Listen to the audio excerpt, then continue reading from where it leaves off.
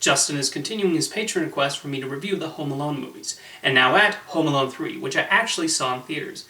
This is also a notable movie in film history, as was the directing debut of celebrated auteur filmmaker Roger Gosnell.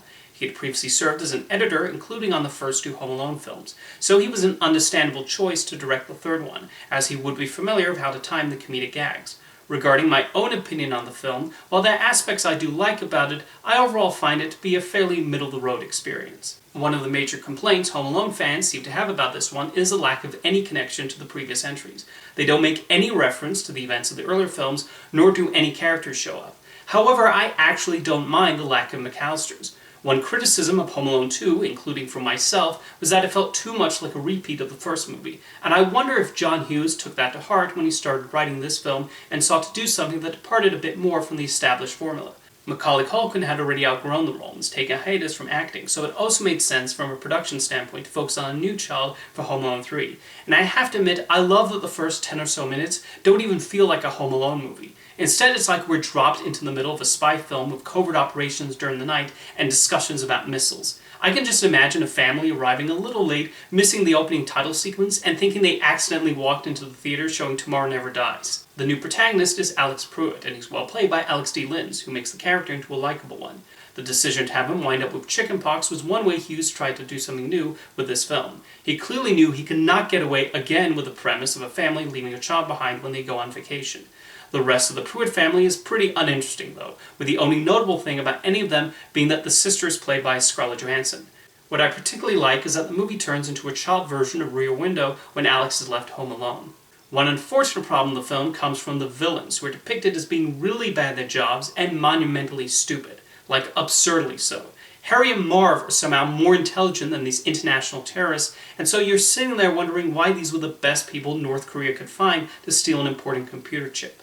The first pratfall one that performs is not even Alex's fault. There's a part where the leader sneaks into one of the neighbors' houses, hears the answering machine upstairs, and thinks there's someone home. You heard that correctly.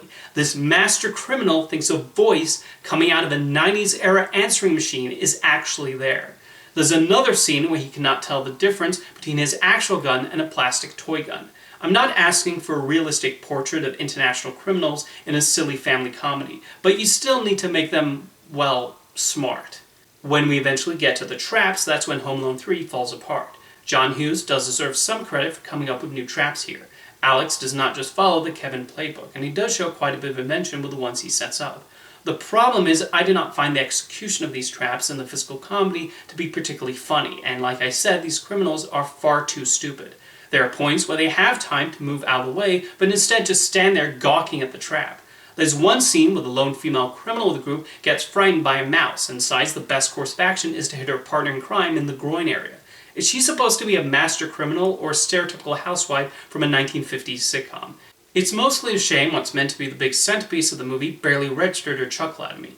Something I do like about the ending of Home Alone 3 is that the rest of Alex's family actually learn what he accomplished, which fits with the arc of the adults not believing him when he warns of these suspicious people who've suddenly appeared on his street.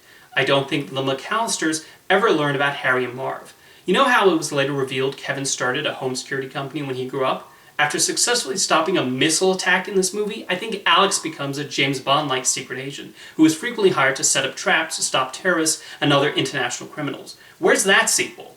Overall, while Home Alone 3 has its moments and does try to spice up the formula a bit while also capturing that sense of child wish fulfillment, I cannot get past how bad at their jobs the villains are. When you make Harry and Marv look good by comparison, that's quite the achievement. Anyway, let me know what you think of Home Alone 3 in the comments, and thank you for the request, Justin.